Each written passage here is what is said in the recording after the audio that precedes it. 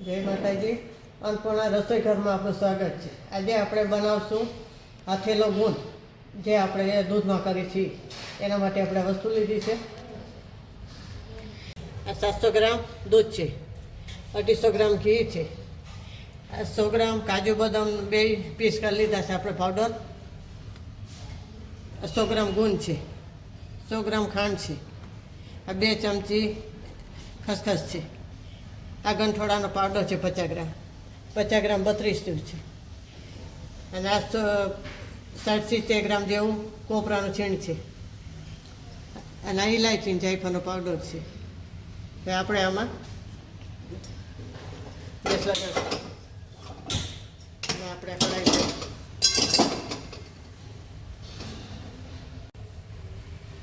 આપણે ઘી નાખીશું. 100 ગ્રામ જેવું ઘી નાખ્યું છે આપણે ગરમ કરવા માટે.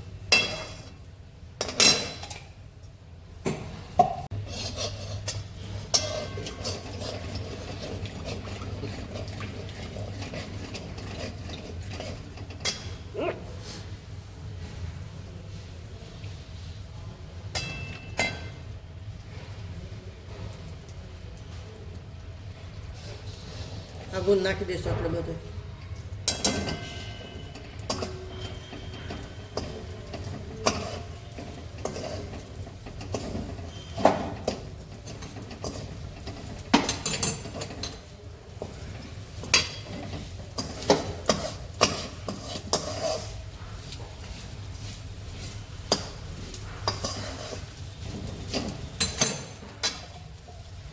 આપણે એમાં થોડું ઘી નાખીશું.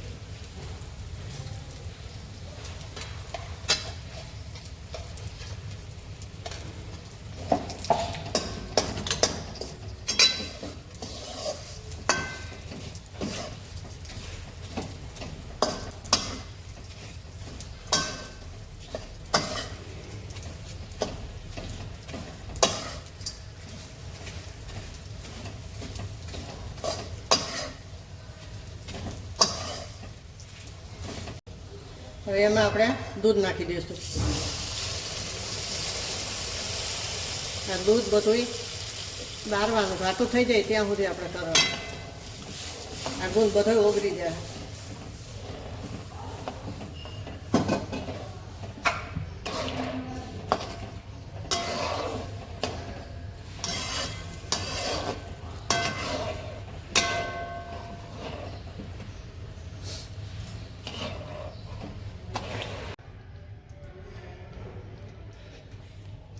આપણા ગુંદ અને દૂધ બધું કમ્પ્લીટ થઈ ગયું છે એક રસ એવું.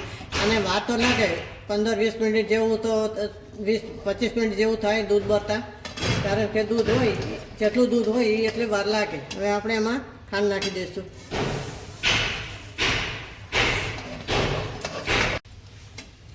હવે આપણે એમાં આ ગંઠોડાનો પાવડર નાખી દઈશું.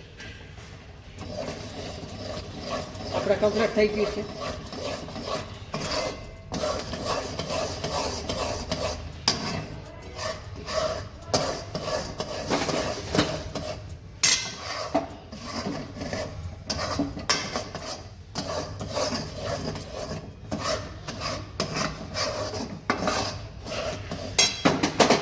એવા આપણે આમાં 32 નાખી દઈશું.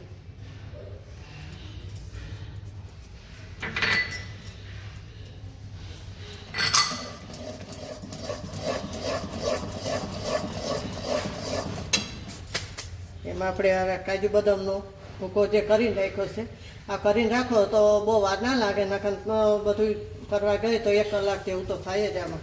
એટલે બધું કમ્પ્લીટ હોય તો વાર ઓછી લાગે બનાવતા.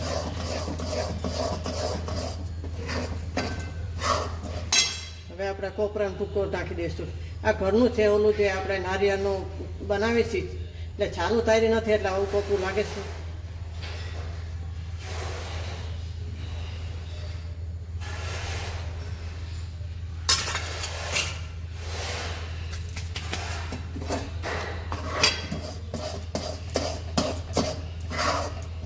અને આપણે આવું છૂટો જ રાખવાનું છે. આને પૈસા પાડવા નથી આપણે.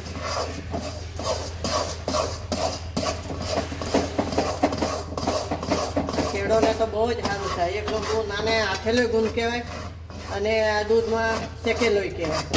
આછો દૂધ એમનો કાચો ગુણ હાથે ખાવાનો હોય તેને 10 થી 12 કલાક પલાળી રાખો. હવે આપણે થઈ ગયું છે તો આને છોતા લેશું, ગેસ બંધ કરી દઈશું. હવે આપણે એમાં ખસખસ નાખી દઈશું.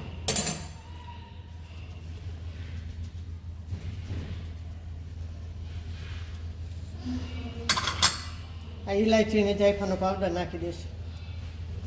એનાથી પણ સુગંધ સારી આવે છે અને ઇલાયચી તો આમથી મગજને સારી.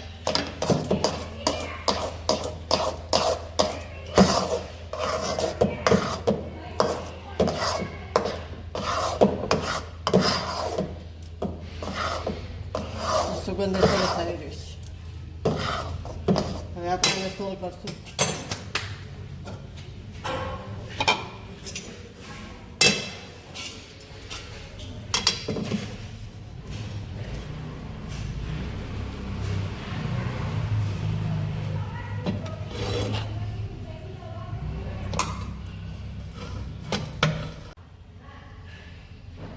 હવે આપણે કોપરાને છીણ નાખશું નથી.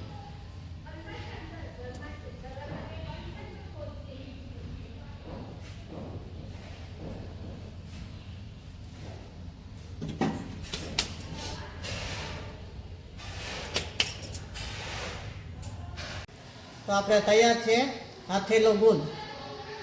તો લાઈક કરજો, શેર કરજો અને બેલ આઇકન દબાવવાનું ના ભૂલતા. સબસ્ક્રાઇબ કરીને કહેજો તમને કેવો લાગ્યો અને કમેન્ટ લખીને જણાવજો. જય માતાજી.